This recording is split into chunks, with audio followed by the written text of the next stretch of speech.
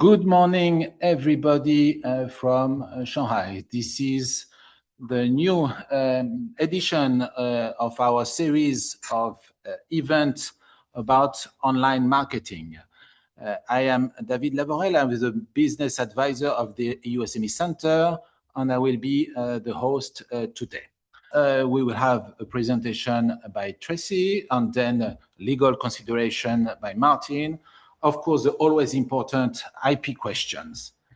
And finally, you will have the opportunity to ask all these guys your questions.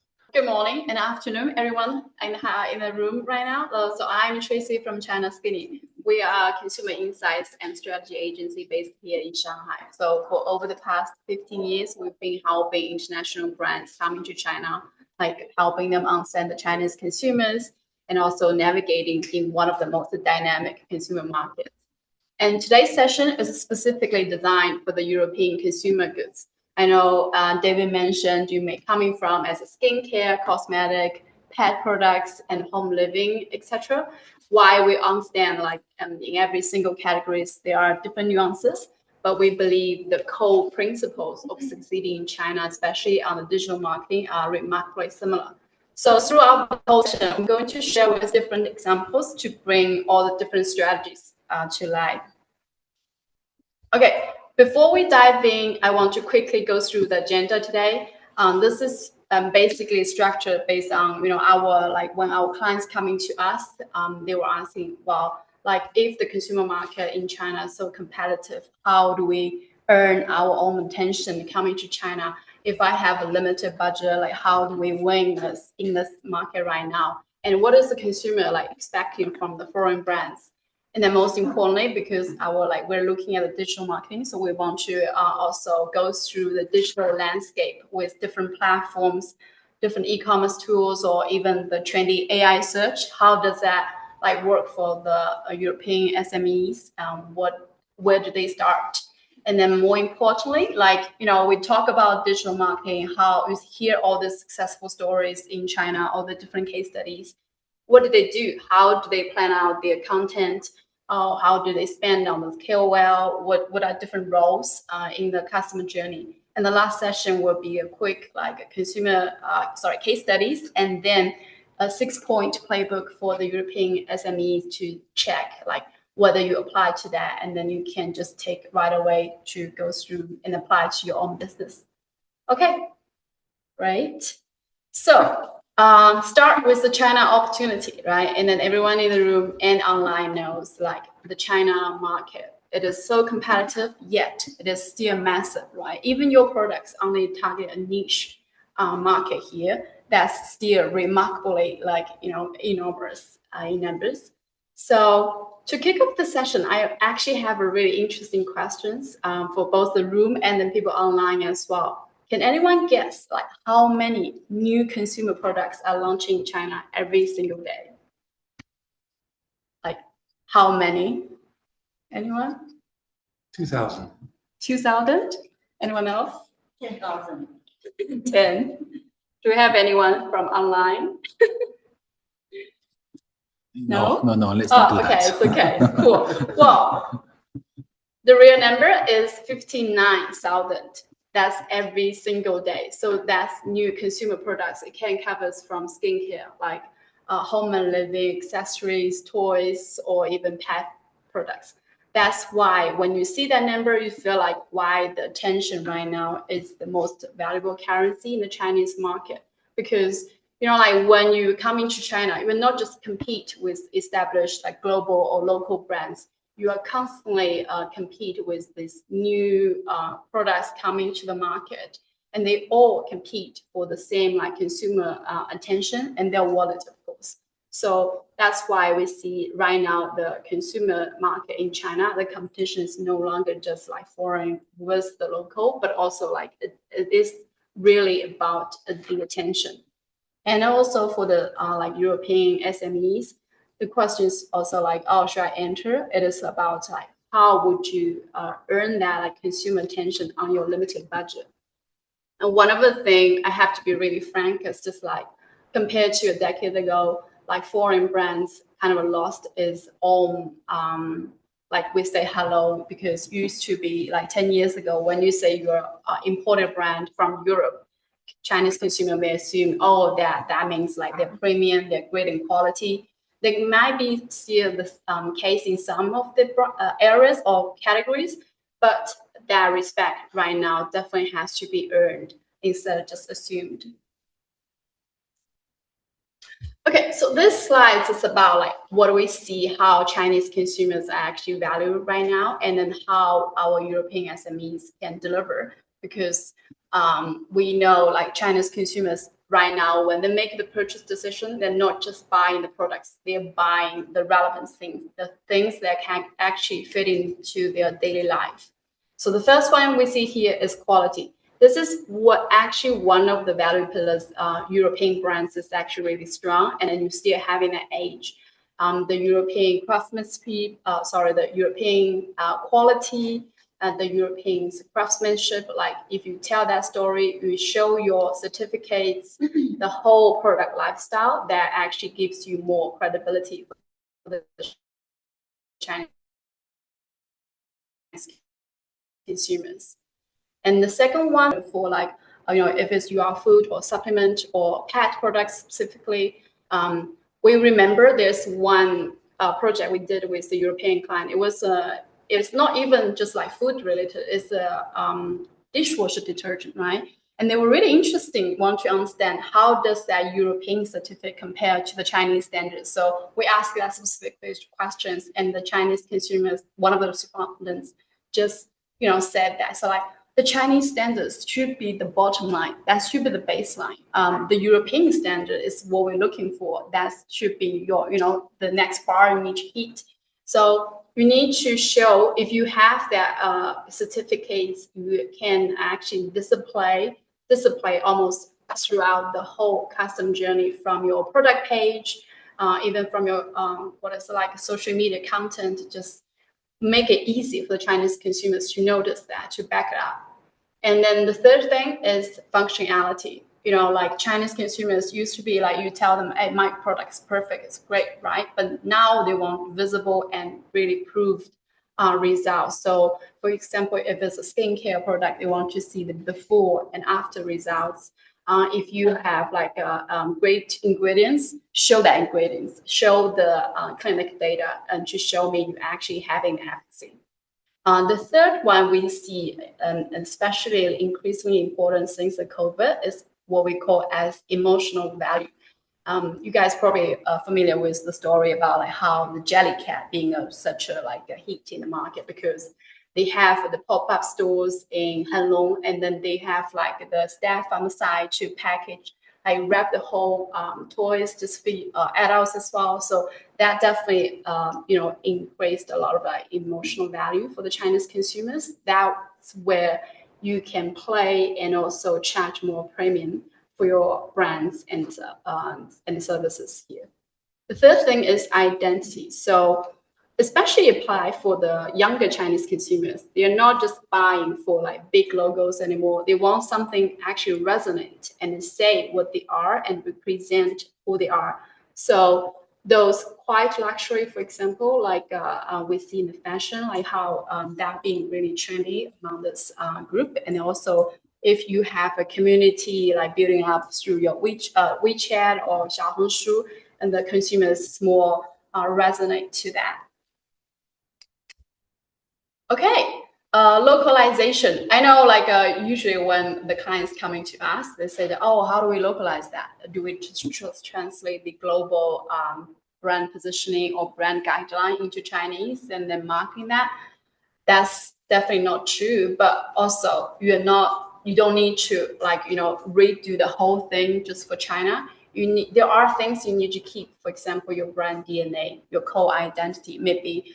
And then, especially important is your product quality, because that could be when the first thing or your advantage Chinese consumer actually notice you in the first place. So keep those, because those are your core, advantage when you enter in China.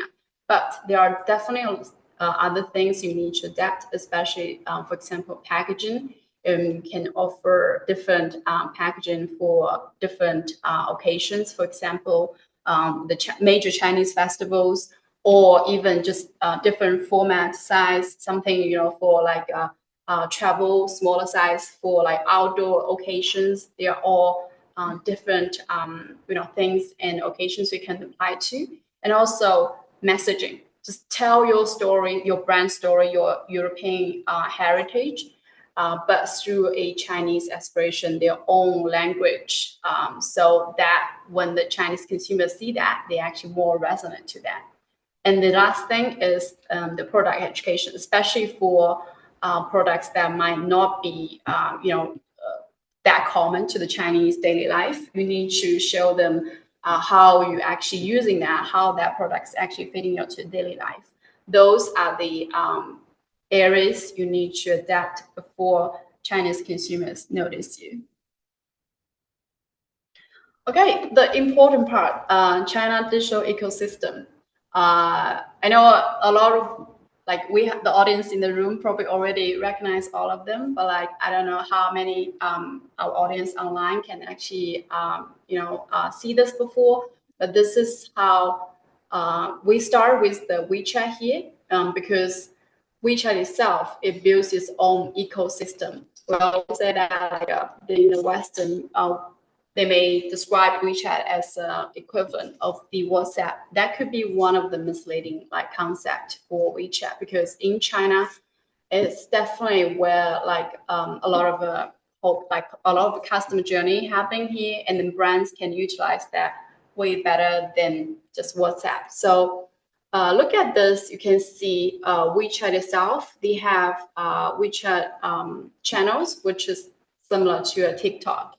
And we have two different type of the subscription and service official accounts, which is similar for Europeans or Westerns email marketing and website. But one thing is for this subscription account, if you are only having overseas or European entity, you're not allowed to register yet. You can only register for a service account for now. And then the WeChat mini program, it works as a light application. So consumers don't have to download millions of apps to their smartphone. They can just search by your brand name and then access to your app easily through WeChat itself. And WeCom might be less familiar compared to the others, because it starts with as more for employees, as an internal communication channels, but it's getting increasingly more important for if you want to build your own private traffic, you want to develop your CRM, engage with your consumers directly. That's one of the channels you can set up and own that, instead of rely on individual staff's WeChat account. Okay, so that's WeChat. And we also have a lot of other really diverse social media accounts in China, and we can focus on this too, because they are definitely more relevant to the European brands, especially if you charge, your target audience is more premium or middle class, and especially if your main target is female.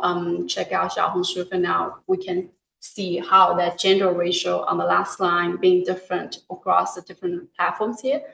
But all these different platforms actually search for a different purpose. For example, Xiaohongshu for us is more for Chinese consumers. They're looking for discovering new products for aspirations, right? Douyin or TikTok here is more for the quick spray, and if you actually being really trendy, or you have a really nice video content using this Douyin channel, so it can be quickly reach your target audience, and then they are great for conversion as well. And Bilibili is the platform. Is really interesting for if you want to build a community, and or if you have a really great educational content, you can use that platform to develop that further. Okay, I think like we also hear how AI is being changing and challenging this whole digital marketing, and that's why I want to put this slides as well. So you know how in China, how this major like AI platforms, for example, DeepSeek and Doubao, all these major ones in China, and how Chinese consumers are actually using that. One thing I'm really surprised is that recently we did a research for it was a child literature IP, and we were asking the mom, say like, you know, how you think about having those IP integrate into an AI tool, right? And she goes like, my 5 years older daughter already using Doubao to do her like homework, asking all those questions. And then I said like, then how do you think about that? And she said like, well, this is great because the AI offers more kind of patient and also like giving more detailed answers to that. It is a great tool for my parenting. So remember, you have a generation coming, growing up with AI. And then, so back to the digital marketing, right? So there are 4 different actions like European SMEs can apply, or maybe just check whether you have that ready yet. The first thing is making sure your website is Chinese AI friendly. Not necessarily have to review the whole website, but at least you have the simplified Chinese, and then with the content delivery network, it works. And if you have the budget, have the talents on the ground, set up a WeChat, a Baidu, Baike, or Zhihu post, which is usually coded by those across-platform AIs. They're using that as a quote to actually getting the information about your brand. And then if you don't have that yet, at least build up your WeChat official accounts because those are the official information sources, AI rates for your brand information. And after that, you can consider Xiaohongshu or even Douyin if you have that budget. And then but starts with a lot of the KOCs review, and then having product education, and that also fits in the different AI training data. So, and then the 4th step is like once you move it into your e-commerce already, making sure your e-commerce stores also, like especially for the product descriptions, and then they are keywords rich content, because right now when the consumer go to Tmall, they also have that function just asking, for example, say which skincare might be the suitable for my sensitive skin, and then they will having those results and then product recommendation directly in the feeds. We have a reference of the budget here.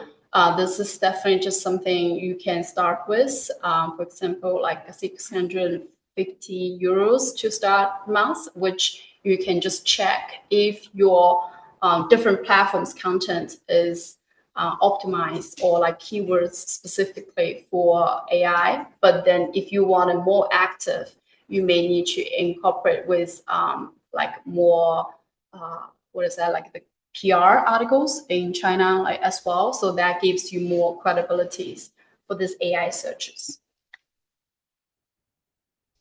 Okay, I know we have the topic was digital marketing, and people may say, oh, why we have the e-commerce platforms here? But if you are here, or the Chinese audience may know like how this, what we call as social media and e-commerce platform, the line between those two actually blurs a lot. So that means social media merging to e-commerce, but also e-commerce platform are right now getting into not just a sales platform. They are also where Chinese consumers go to discover, to validate, and then final buy. So that's why we have the slides here as well.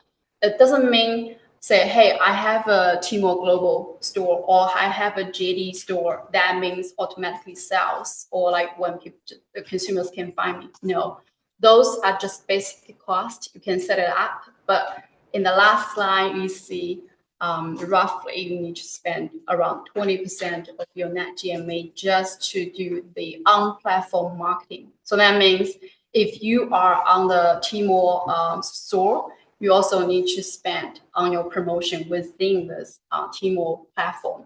Similar apply to Xiaohongshu as well. Xiaohongshu is more for like giving you as the discovery platforms. Consumers may still go to other major, for example, like Tmall and JD for the final purchase, but it's not. But it's like essential. At least you have Xiaohongshu as the what do we call as the off platform, which is social media marketing as well. That would be around 20 to 30% again. So in general, in your first year, you may spend half of your net GMV on just marketing, digital marketing here. Okay, we go through a lot of like social media, e-commerce, and even AI, and then that comes to the question, which one should I start first, right? And this is the one we putting together quickly on how these different platforms, they have a different roles. For example, you start with Xiaohongshu, right? That's where we say the Chinese consumers start to discovering different things, looking for inspirations. And also, if they see a lot of posts, especially from KOCs, talking about your brand, your service, they are more likely to develop the trust in your brands. And then Douyin, as we say, they have more than they have more than 1 million. Yeah, 1 billion, 1 billion users already. They have one, so that platform is about reach and conversion. And then with job platforms, and then you can also invest in the Douyin Plus promotion, will give you a quick spread among the Chinese audience. And then the Tmall and JD, this is where typically, if you already have test your products in social media, having that relevance, you want to invest further into Tmall or JD to making sure you actually have, if you can, making the final, you connect the final dot, so the consumers know where to get to purchase. But on the other side, once the Chinese consumers, when they see you have a Tmall store, it also gives the credibility to your brand as well, because there are a lot of brands or the whole customer journey, Chinese consumers may go through different platforms trying to find your products. But when you're asking which channels you're making the final purchase, Tmall and JD so far are still as a dominant, especially if you have the flagship store. That gives them more credibility to your brand.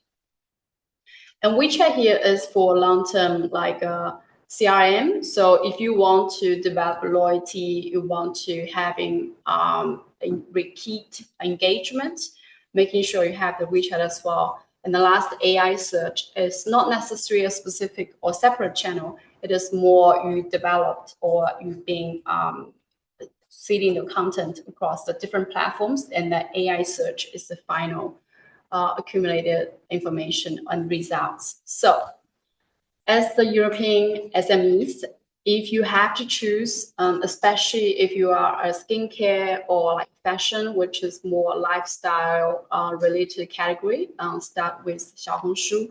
Or other categories, you have limited budget, you don't have the KOC seating, start with WeChat first. At least that builds your basic presence.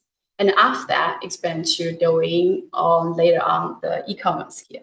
So that's the general roadmap to consider.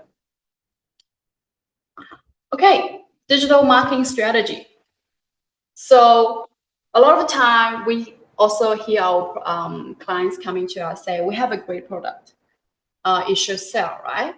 But the thing is, with 59,000 new consumer products launching in the China market every single day, it is really hard to make sure like your product itself can automatically equate the sales.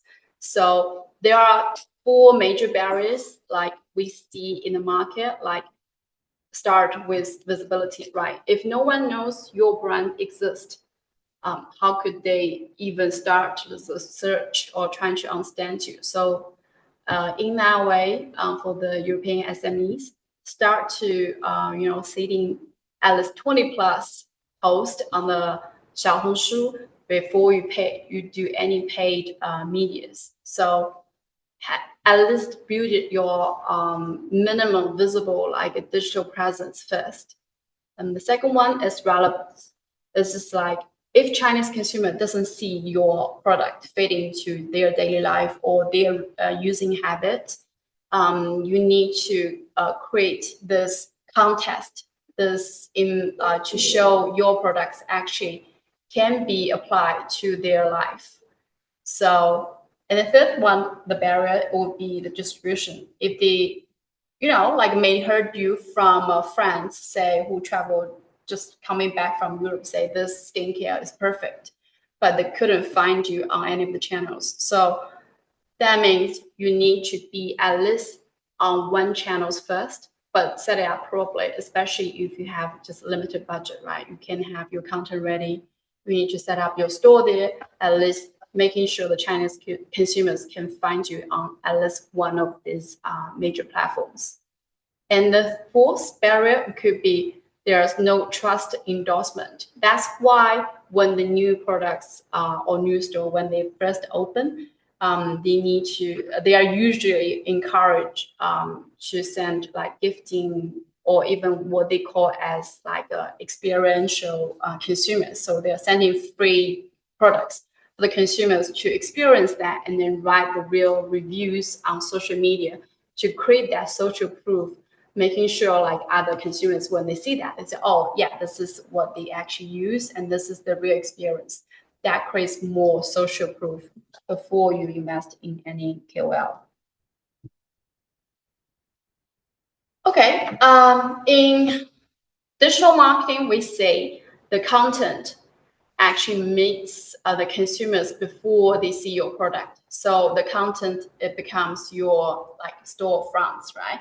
But for as a limited budget, and then you definitely need a clearly content plan. And this is just as the general reference. You can start with the lifestyle content, especially on Xiaohongshu or WeChat post. You need to having that budget allocate to your KOCs and also making sure you have your own and paid post frequently per week. So that way you can be developed as a brand who's like sustainable to developing your process in China, seeing as like you are sustainable and treating this market serious. And the next one is social proof. As we mentioned before, you need to having different KOCs doing the review. If you have loyalty consumers, ask them to share their experience on social media. This has to be ongoing and really high priorities for your digital marketing. And short video, because that's one of the trendy formats for the Chinese audience. So you have to invest into that as well, but it's slightly more expensive compared to the others. But you also need to consider that and then start doing that weekly as well. The last thing is educational content, which is really important if you are in, for example, skincare or even in pet products. You need to show consumers how to use your products and then how your product can fit in their daily routine, or even when they're taking care of their pets, how to utilize your brands as well. So one of the things we want to bring up, I know like there is like this authentic and simple content from the KOCs. It often outperforms polished brand content. And then really interesting thing as well is like when we're talking to the consumers, their trust in the KOC and KOL is also slightly different, which brings us to the next page. So we've all heard a lot talking about KOCs and KOLs. So we want to just bring this page up and then see what do we mean by the KOL, the key opinion leaders, and KOC, which is the key opinion consumers here. So in the China context, KOL usually means those key like influencers who have usually more than 1 million followers. They have a really broad reach and then having high visibilities. But on the other hand, they are also cost quite expensive per post. But that depends on how many followers they usually have, right? They are best for the occasions if you have a major launch for the campaign. But for European SMEs, if your annual budget is under 50,000 euros, maybe put that on hold for now. And then look at the KOCs, the key opinion consumers.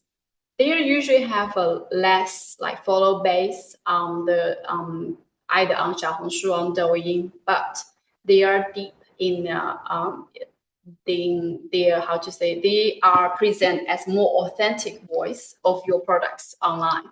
So they're best for like building your trust and then for conversions. So for the SMEs, they are the ones, they are more affordable and actually having a higher engagement. So this is where we recommend for the SME to start with the KOCs first.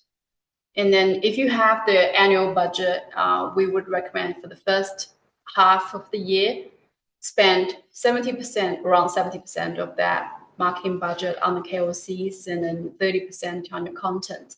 But then the second phase, if all the KPIs or like you see the improvement, you see the traction, invest more in the brings the KOL into the picture as well. Live streaming.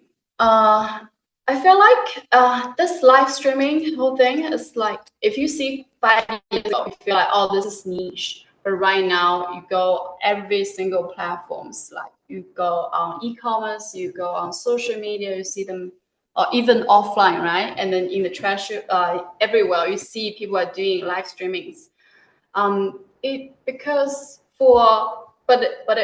It really comes to when the question is that worth invest the money into live streaming, or is that like, you know, a pitfall for like brands?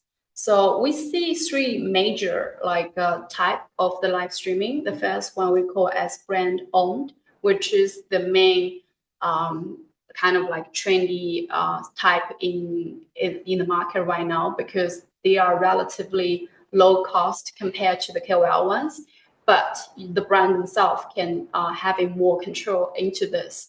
The only thing is, if you are doing the brand owned live streaming, you need to have that consistency. So that means you need to having staff and equipment allocated to that. We also see the AI, all those animation live streamers being in the market as well. But that definitely can lower your cost. But the things is like they are still limited to channels, and then limitations with engagement with the consumers. So that's the area you can look out, but like not yet. And the second type is the KOL led, as we see in the previous slides, how much a KOL cost, right? And then asking them to do a live streaming probably only costs you more, because apart from the fee you need to pay per session, you also need to pay the commissions based on your sales. And then the only thing is like they have such a huge follow base, they'll have a high reach, but you also how to say, for the SMEs, the reality is it is really expensive, so having really high financial risk here.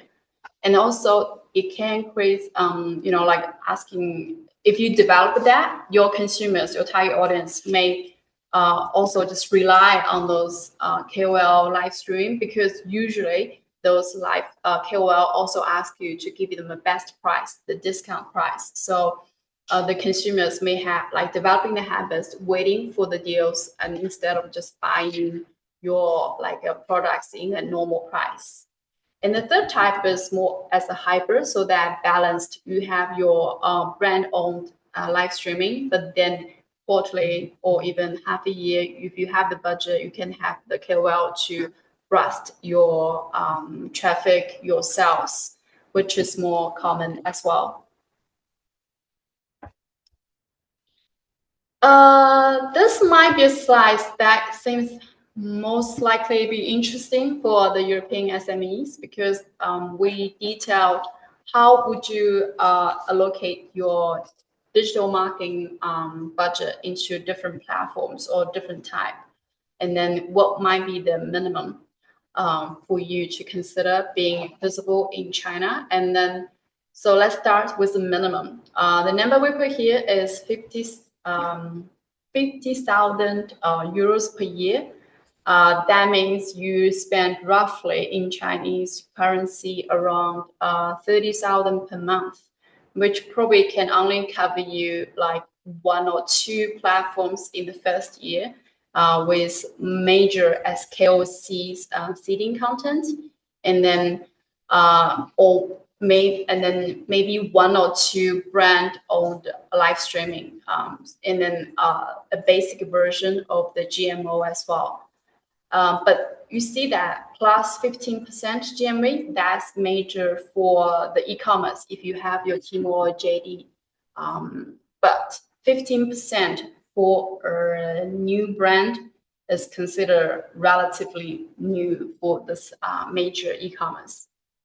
And then I won't go through the idea, the budget in details, but you can see compared to the minimum version, we introduce more platforms and KOL mix, and also spend more on those paid promotions, and then introduce the KOL sessions. And then for the GEO, you can have PR, and then on the e-commerce, you may have both JD and Douyin, which spend more than 20% of your net GMV. I know a lot of the brands, when they come into China, think about, I have a great product. I'm on Xiaohongshu, I'm on Tmall, I'm going to make money. But the reality is, even you invest this proper, in the digital marketing, the first 2 years, your ROI on China, if you are excellent, you can break even. Because in the first year, you are you are more likely to losing because you need to spend more to develop your presence in China. I also have a quick 12 months, if you have a campaign online, which are the platforms you can cover. It is a lot to go through, and then what is the key KPIs, and then I know we're running a little bit out of time, so I'll just quickly go through this. So I would say in the first 6 months, you need to at least set up 1 or 2 platforms, right? And seeding your KOCs with your minimum budget. And then you can track the impressions, your post, and then also the engagement, your follow growth on the social media. And after that, if you think that the overall performance is growth, then you can consider having expand into the e-commerce platform. Then in the second half, you can start to build up your live streaming. You can focus on your conversion and also the loyalty developed on the WeChat program. So you can only in the second half, you may start looking at your sales and then your ROI. Okay, case studies. This is one case study about a pet products from Germany, how they launch in China with the hero product first, and then bring that professional credibility. So they won the market with the credibility first, and then with a lot of KOCs seeding to develop that trust. And then they also, instead of just promoting the products, they share a lot of education content. For example, the pack here in 1 minute, the golden 6 centimeters for the paste. So over the time, they accumulated all their follow base, and then the really content rich for the audience to developing that trust. So that's how they stand out as the SMEs here. The other one is in the fashion but outdoor area. This is where they integrated both the digital and offline. So they started with the digital first, and then they are having the Xiaohongshu KOC seeding again, having their WeChat. So when I specifically search on WeChat, say, is there any European or niche brand in this area? That's one of the brands actually recommend. So see how they've been already invested into content seeding, content optimizing, and then for the AI optimize as well. Okay, the last slides. So this is the 6 points I want to our audience, or like you can consider. Like if you in China, you have to earn the attention. Start by seeding all the KOCs or social media KOL, social media post, and then if you have if you have limited budget, start with one platform first. It's always nice to do one platform well instead of just 5 platforms doing nothing. And then if you want to localize for China, making sure you understand who your target audience is, what they value about the products, then adapt your messaging and occasions. And then the 4th one is build the trust before you expect any sales. And the 5th one, slightly, we say focus. Find your niche target and then focus on your platforms and developing well. And then also the minimum budget should be visible in China. And the last thing is, once you do that, making sure you also measure that and then track your KPIs and adapt that. Okay, that's the whole session. A little bit about China SME. We've been in the market for over 5 years, and then a lot of different consumer brands. And then if you have any questions around digital marketing, feel free to reach out. Thank you. Thank you so much, Tracy. A brilliant presentation. I'm sure the audience can understand that you know what you are talking about. This is the core of the matter for our speakers when we do event at the EU SME Centre. I very much appreciate the effort that you put in giving us some numbers, and especially for the different platforms, because these days everybody is talking about cross-border e-commerce, how easy it is to open an e-store. We know that the major Chinese platforms are promoting heavily in Europe, saying, oh, it's very easy to open an e-store, it's very cheap. And then we receive, after a few months, inquiries from SMEs saying, okay, I just opened an e-store and nobody's visiting, I have no business, what's going on? And in fact, the answer we got that from you is, well, if you do not do communication, you get nowhere. So there is no free lunch in China. You need to invest. It's not just a campaign. It's a strategy that you need to have. And you need to put some money in order to be successful, because there is competition, but also because the system here, the ecosystem, is completely different from what you know in Europe.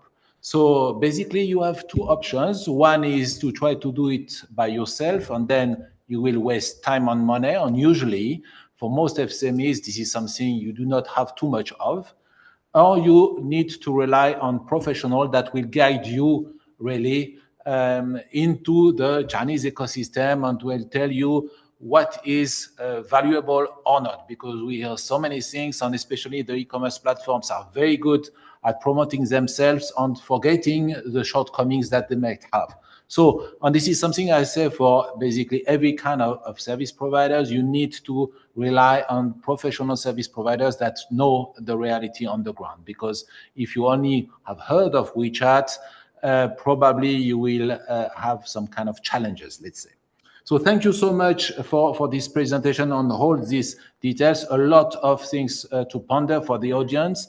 Let me just quickly add that on the e-commerce part, we have published a report explaining the CBC. It's a kind of specific Chinese system, and everything is explained on the report, plus a series of webinars that we did about the main platforms, explaining a bit the great things that they can do for you and the not so great things that you need to consider in addition to rely on the service of the professionals.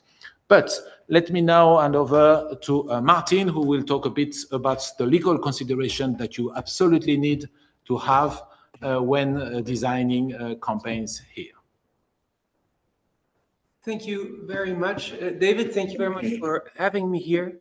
Thank you also, Tracy. I also want to just reiterate a great presentation, really practical, indeed, numbers, timelines. David already said that. I just wanted to add one point. I mean, the environment is also changing constantly, right? Many of these platforms, when I arrived in China, that was a long, long time ago. We didn't have anything. I didn't even have a mobile phone yet. But 3 years ago, 3 years from now, we will be in different environments. So there's a lot of information everywhere, especially on the EU SME platforms. And so read that, but also continue to read and continue to be updated. And indeed, perhaps talk to professional advisors like Tracy. Back to me, very brief introduction. Martin Roos, I'm originally from the Netherlands. I've been in China for 27 years. I work in the legal industry already for the past 2 decades. My firm, RMP, is a Chinese law firm supporting foreign Western businesses in China, including many SMEs from Europe, from the EU. So very happy and proud to be able to provide you this presentation. We do a lot of things, but a key area that is interesting for a lot of companies that are trying to sell in China is advertisement. So advertising claims and consumer protection in China is what we're going to be talking about here. Let's start with the basics. If you have operated in China, if you walk down the street here and you see an old lady crossing at the road while walking through a red light, you think, well, maybe enforcement is not always the most important thing in China. Things happen here. When it comes to advertisement, I will tell you that China is one of the most strict and actively enforced advertisement regimes anywhere. I listen to US radio on a regular basis, and there you get all kinds of advertisements about this the best and that the best, with sometimes very fast, small lettering. In China, this all doesn't work. There's a very strict idea of what is permitted and what is not permitted. And if you breach these rules, then you will know. It will happen. Key to this enforcement is, first of all, most important, consumer protection. Right? China believes that it needs to protect its consumers from advertisers that are trying to sell them things that are not true. We can all have a very long discussion about whether this, let's say, the patronizing approach works, whether it's effective, but China has said, look, there's so much happening here, we need to protect our consumers, and so we have strict rules, and we're going to enforce them as well. Second area, platform economy regulation. So platforms are also have an important role in enforcement. And then you have a more general unfair competition policy. So it's not only about protecting consumers, it's also about creating a fair environment in which brands can compete with each other on their characteristics and what they are trying to sell, and not come up with things that might not apply. Sorry, this first part is a little bit dry, but it is what it is. And so try to remember what it means in compliance risks, fines. You can have illegal gains confiscated. You can have your products taken down. You can be banned from platforms. You can have a lot of reputational damage. That's perhaps the most important one, because once your reputation is damaged, nobody buys you and you can leave. In some cases, and actually the bar is set pretty low for criminal prosecution even. Now, I would say, I mention it here because the law does say it. I've never seen a case where, a relatively small case where false advertisement has led to crimes, but there are cases where, for example, in the medical industry, pharmaceuticals, things happen and people go to jail. So take this seriously. Core legal framework, will be very, very quick on this. You have an advertisement law, which says lots of things. You have an anti-unfair competition law, which does so as well. You have a special e-commerce law of a couple of years ago, which has added an extra layer. And then you have a fairly general consumer rights protection law, which also talks about things like consumer safety, refunds, transparency.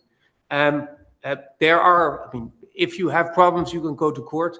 But the primary enforcement authority is the Administration for Market Regulation, so which is in China a kind of registration authority, but is also in charge in enforcing administration, including in advertisement.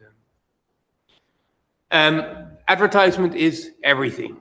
China takes a very, very broad view on that. So we're talking about traditional advertisement, right? Outdoor posters, whatever, online ads, anything online, social media posts, as long as it has a commercial intent. Of course, KOL marketing. I thought I added that bracket there. But also self-advertisement disguised as editorial content. So all those nice articles that Tracy is telling you to write, or that Tracy will write for you, much better idea, are all subject to China's advertisement, or China's legal regulatory framework on advertisement. Also informal. Even if I write an article about Chinese legal topics, which I regularly do, I should watch out that if there's anything about my firm on there, then it becomes explaining. They don't usually, in my case. The key restrictions on ad claims, very simple: truthfulness and substantiation. So all claims must be true, accurate, and verifiable.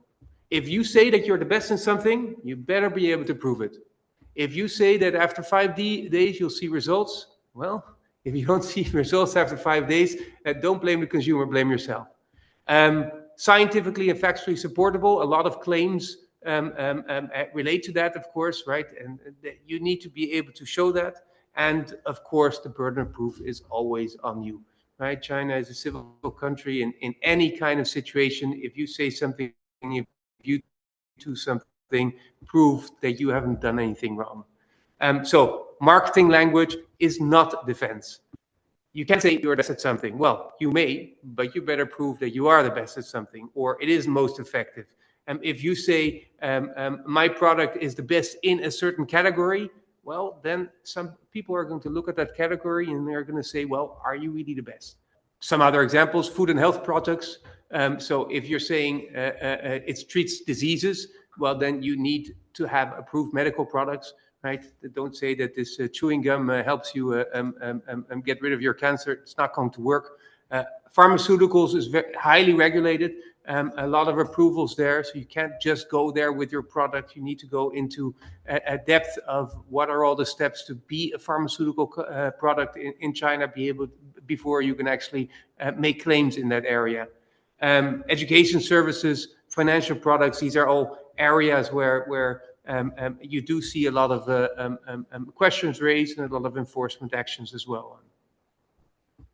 When it comes to the digital and influencer ecosystem, I guess you can already guess what I'm going to say, right? Whatever your KOCs and your KOLs are saying, especially your KOLs, that's advertising, so it must be true.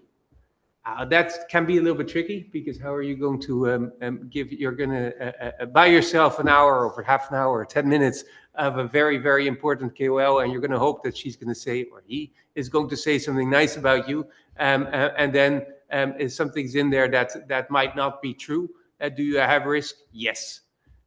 When it comes to small transactions, unfortunately, nothing's going to happen there. When it comes to big transactions, then we're talking about contracts.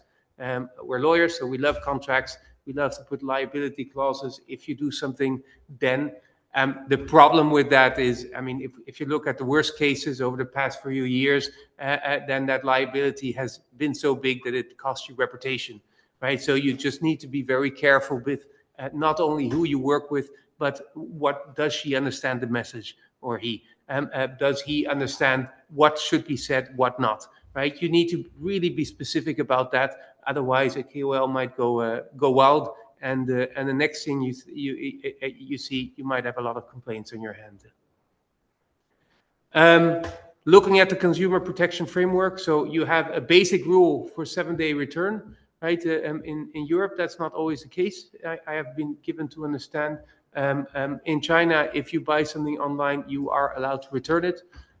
You also have the right to compensation for misleading or false advertisement. Very simple.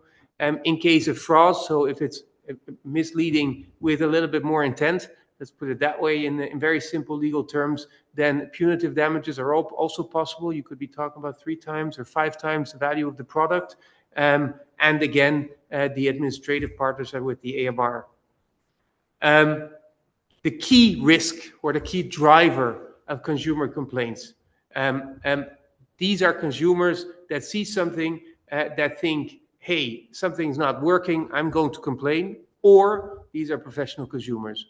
A lot of professional consumers in China who are looking for problems so that they can file a complaint and get something back. They're not looking for their money back. No, they're buying something for you to get punitive, for you to compensate them at 3 times, 5 times, or 100 times, whatever. Right? They're trying to make trouble so that you buy them off and they go to the next product.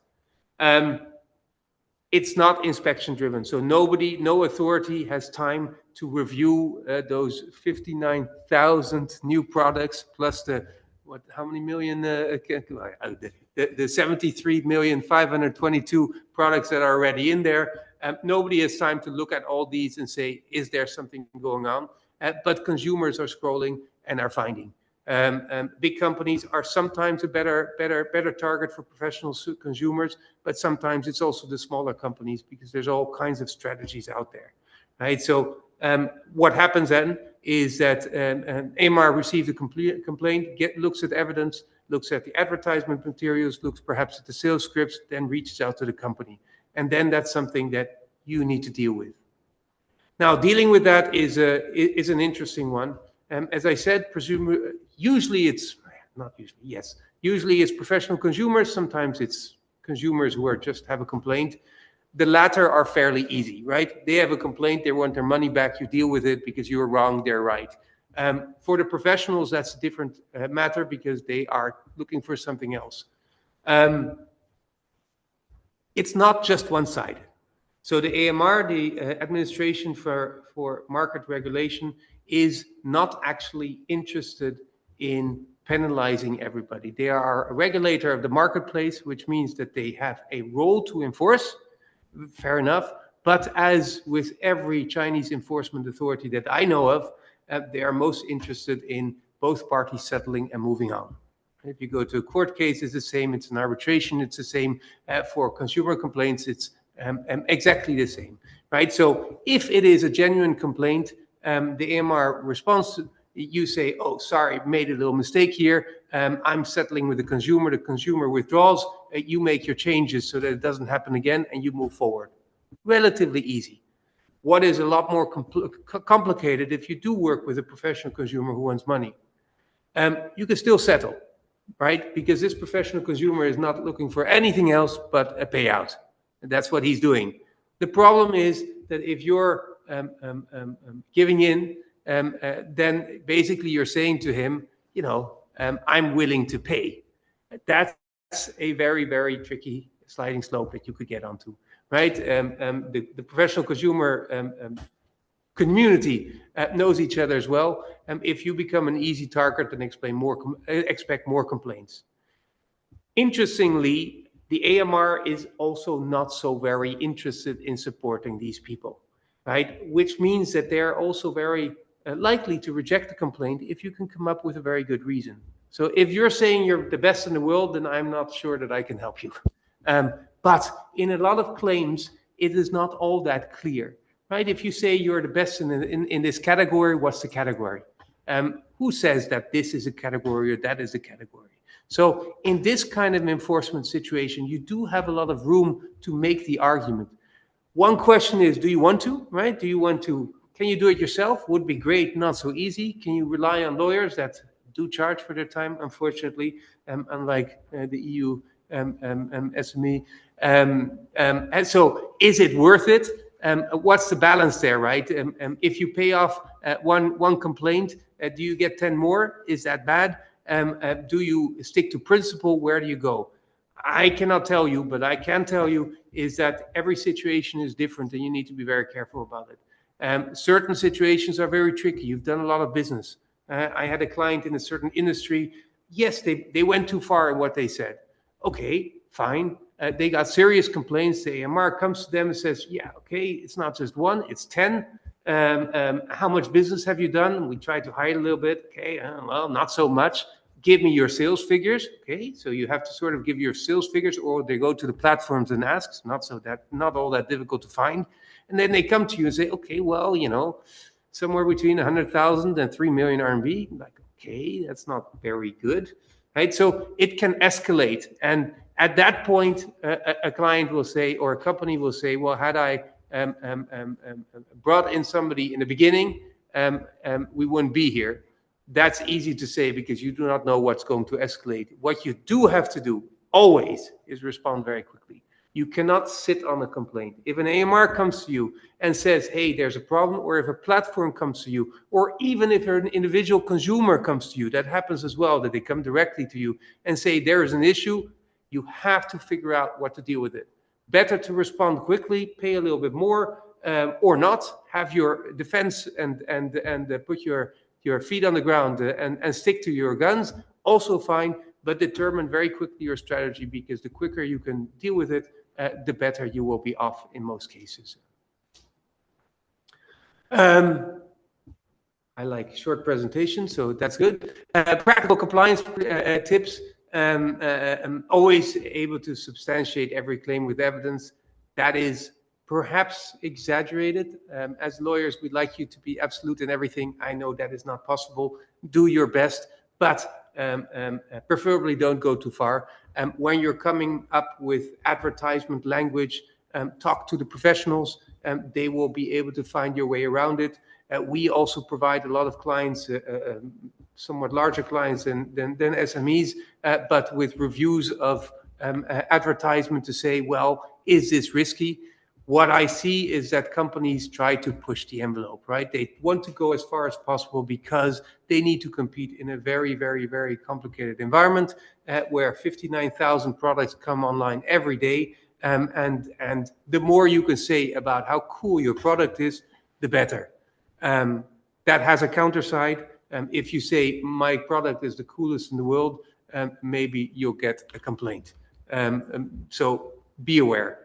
In any case, try to avoid superlatives. Treat influencers as part of the compliance system, right? Don't think I'm outsourcing their problem, not my problem. No, it is your problem. So you have to control that one way or the other as much as you can. For larger companies, start building approval workflows for advertisement content, right? If you're outsourcing your advertisement content, make sure that you work with a reputable company who knows what they're doing.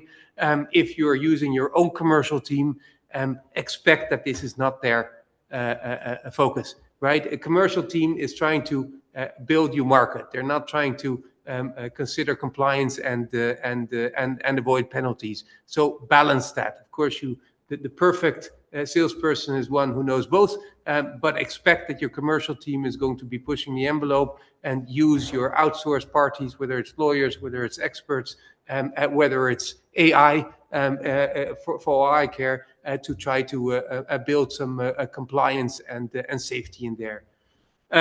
For international companies, remember Chinese language versions are much more important than your global ads, because those are the ones that are read, right? Of course, everybody in this city speaks English, almost everybody in this country, lots of people, but not a single Chinese person, with perhaps the people in this room accepted, will look first at the English advertisement and then at the Chinese. Everybody looks at the Chinese language advertisement first, so you have to start there. That's the important one. And then finally, build, I say, complaint response system. Have a system to respond as quickly as possible. Consider settlement. It's not bad to settle, right? If it costs the lease, you've made a mistake, move on, right? But understand that you are opening yourself up to more. That doesn't start with 1 or 2 complaints. But if your strategy is, I'm going to just pay everybody off because that's the easiest, then beware, because you're going to have a very, very busy compliance department to deal with things. Key takeaways, keep it simple. Advertisement compliance in China is principle-based, enforcement-driven, based on complaints, right? It's a strict environment, so know that. Your biggest risks are unsupported claims, influencer marketing, and everything that is professional consumer. Your biggest opportunity is to respond quickly, to have your explanations ready if it's about something important. And if you need to settle.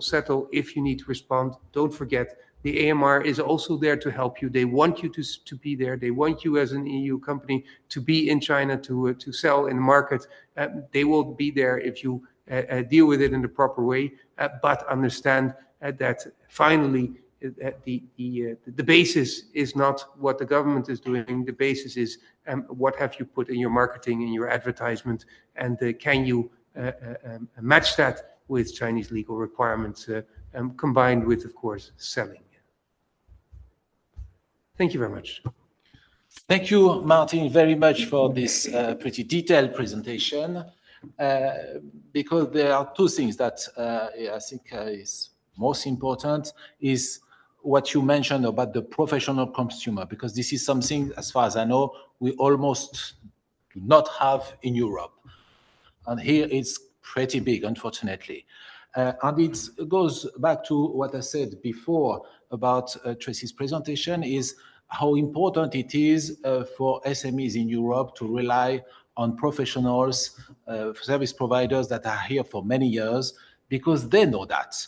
In Europe, ask any lawyer, even if they pretend to know a bit about China, usually they say Asia in order to be to cover their base, they have not heard of that. They don't know how to deal with that. And I'm very pleased to welcome Miss Lee, who is speaking for the China IP SME Helpdesk. This is another EU-funded project that we work regularly with. So now, Miss Lee, the floor is yours.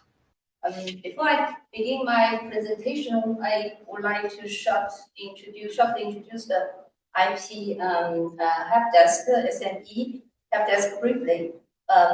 China IP Helpdesk is a European Union funded project that supports European small and medium-sized enterprises with IP protection in China.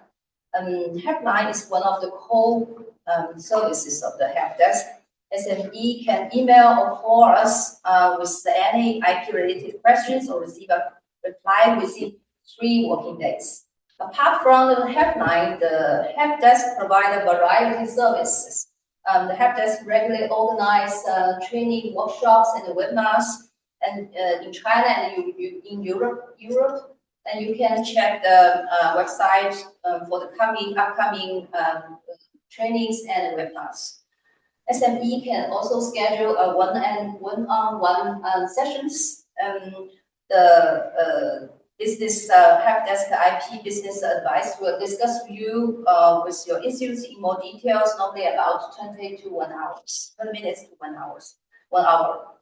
From Helpdesk website, SME can access a comprehensive library of self-learning materials, including guidance and infographics. So back to me, short to introduce myself. I'm Li Wei, an external IP expert for IP Helpdesk, working at the Shanghai office for over 20 years. My main practicing areas is IP rights and also foreign investment, direct investment related laws. I also want to introduce our company. Brüder is a German leading company, law firm, and providing one-stop service, including legal, tax advising, auditing, and bookkeeping services. We entered Chinese market relatively early, since 1995. Last year, we celebrate our 30 years anniversary for China engagement in Shanghai. So I want to mention that unlike industry goods or products, consumer goods are sold directly to end user, called B2C, and therefore this is highly visible in the public. Chinese consumer goods sector is extremely dynamic, driven by diversity of e-commerce platform, JD, Tmall, Taobao, and also by the social medias, TikTok, Redbox, Xiaohongshu, and also WeChat. So first, I must actually a core understanding, which is the most essential principle for IP protection in China, the most crucial point is China adopted the first to file principle. This is totally different from the first to use principle in Europe. First to file means the parties who files the first party who files the trademark application or patent also with the national IP authority obtains the priority right, regardless whether this trademark is already being used in commerce.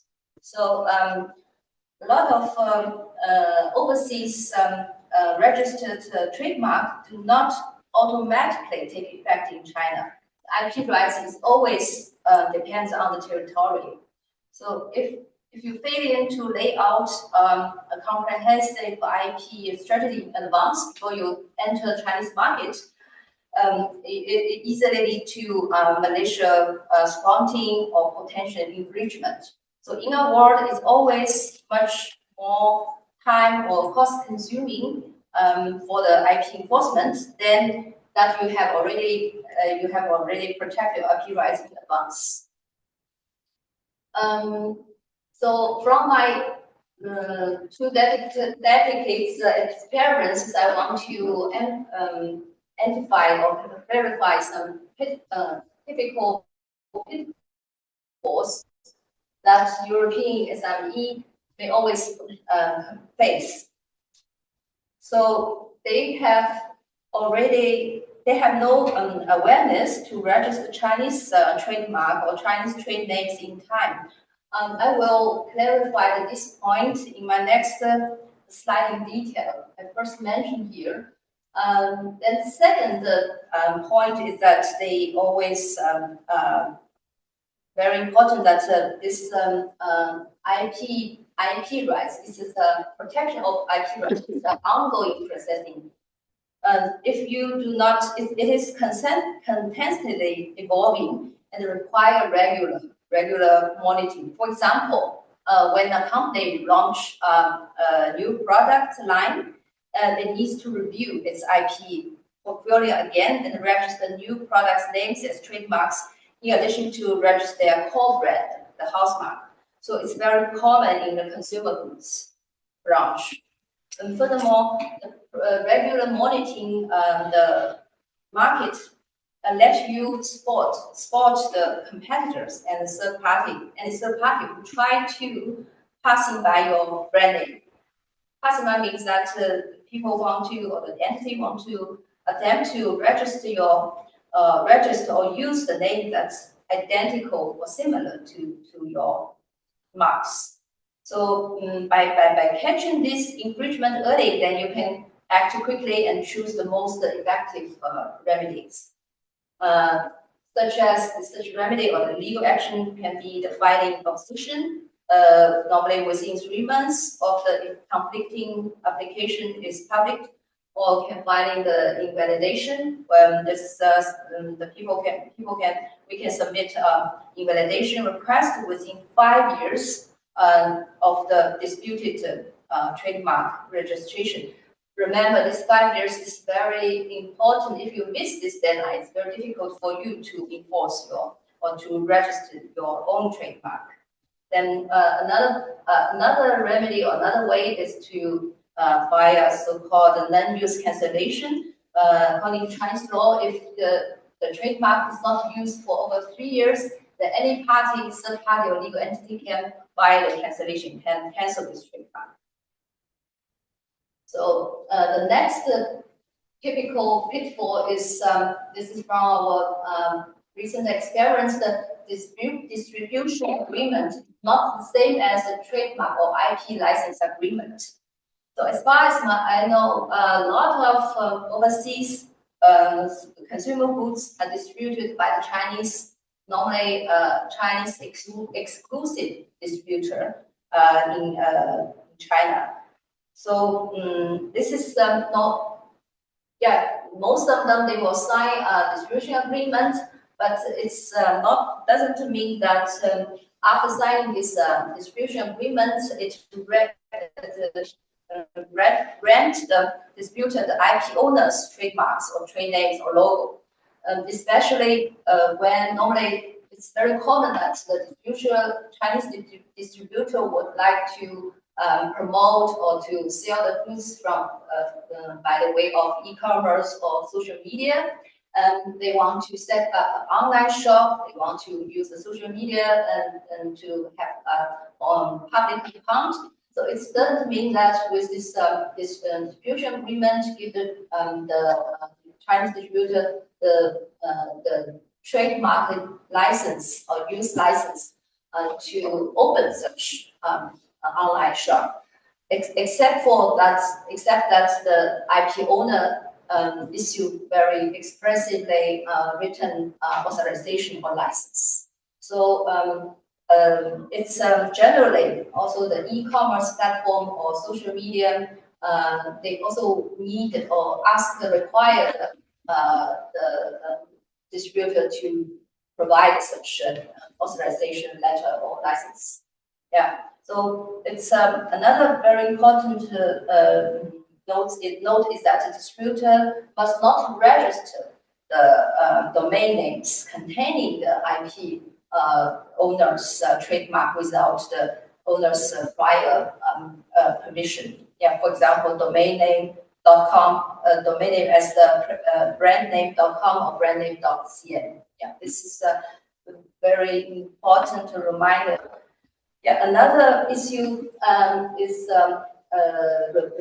reminder is that when you're signing the distribution agreement, you need to specify very important clauses. So, for example, the use of, for example, specifying the ownership of the IP rights or the control of the e-commerce platform or social media should still remain with the IP owner. This is very important, and we can see a lot of lessons from our clients. They have neglected these issues. Yeah. So the last pitfall I would like to short mention is that the copyright infringement when you're using the Chinese font or image, because we also mentioned a lot of clients they will be challenged when they use the Chinese fonts. Even for example, the e-card for the Christmas or Chinese New Year, they use these Chinese fonts, and they were challenged by the Chinese fonts copyright owner. So it's a small point, but don't forget these points.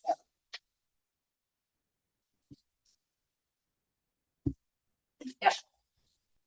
After knowing the practical, typical pitfalls, let me give you some take-home tips. So I would like to emphasize the importance to register Chinese trademarks and Chinese trade name for your core products and register and the relevant categories for defense purpose. So in recent years, many clients have already aware to register trademark in Latin means in German, in English, but most of them do not realize their Chinese trademarks or Chinese trade name are also very valuable in Chinese market, and should also be protected or registered in China as soon as possible before you enter the Chinese market. Otherwise, either the Chinese distributor, joint venture partner, or even any individual person can register this trademark early with relatively low application cost because of as I mentioned, this first to file principle in China. That means if the SME or European clients, they find their own trademark in China or in Chinese character, they may very likely face the refusal from the Chinese trademark office due to the prior mark or trademark application or registration. And then they need to take more time or money to file a review or refusal, or meanwhile even via the invalidation application or the non-use cancellation application. All this is very time-consuming, very cost-consuming in comparing with that you protect the clients, protect their own tricks in advance. Yeah. So normally, in addition to register the house mark for the core products, it's also important to secure the trademark application or protection for the related products categories for as a defensive purpose, this defensive measure. Besides the Chinese trademark or Chinese the Chinese trademark in Chinese characters, it's also important to register your Chinese trade name. Yeah. Although the trade name means that this is the distinctive part in your Chinese or company name. And although the Chinese company name is legally protected in China, the protection normally rely on the covers at the provincial level. While the Chinese trade name, if the Chinese trade name is registered at Chinese trademark office, this protection is nationwide and more comprehensive. So this is what I want to emphasize. First tips, and the second is the copyright recorder. The copyright recorder means that you can register, you can file the recorder of your logo or your stylish font at the Chinese Copyright Authority. It can be a good aid to support your trademark protection. The biggest advantages are different from the trademark application or registration, which is designated only under certain goods or service. In certain classes, the copyright recorder can cover all the goods and service, and after recorded, the copyright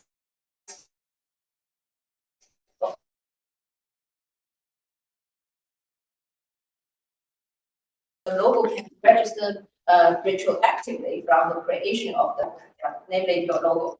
It's relatively simple. It's only the formality examination. So the processing time is much shorter than trademark application. It will take about 2 or 3 months. But for the trademark application, it will take more than 9 months or even longer if you met the official exchange or refusal. Then the copyright is also a good way to is very common and good way to protect your IP rights for the consumer goods. It can be served as a prima facie evidence in your court proceedings. Yeah. And it's very useful for the case that you cannot register your trademark at current basis, or you use your trademark you have very hardly have a trademark use evidence. So this is a very good way and can save at least can save the money compared with the trademark application. Yeah. Then the last practical tip is to monitor your IP right on your regular basis. This I mentioned last page already. I just want to supplement here. As mentioned, this monitoring IP right is ongoing processing, and it's very important to preserve your trademark use evidence also at a regular basis because of this non-use cancellation regulation. As mentioned before, if you don't use your trademark within 3 years after your registration, any person, individual person or entity can file cancellation. So it's very for example, you can collect your use evidence when you attend trade fairs and so on, and use your promotion materials and e-commerce materials. Yeah, or advertising materials. Yeah. Okay. Yeah, I need to save the time. The most exciting slide that is the after learning how to prevent risk. Let's see how to respond systematically when the infringement does occur. Yeah, first step is to discover infringement. Yeah, this means that you need to proactively identify the infringement rules through regular online search or market watch. Yeah, we call this desktop search. And the aim is to verify the infringement facts. Sometimes you can use a way, for example, test the purchase, and not only to find out the distributor, the supplier, but you need to know the whole infringement chain from the manufacturing, wholesale to the distribution and retail online sales. As you know, only closing one online shop is not sufficient to crack down on the infringement. Yeah, and people can, the infringer can set up another online shop easily.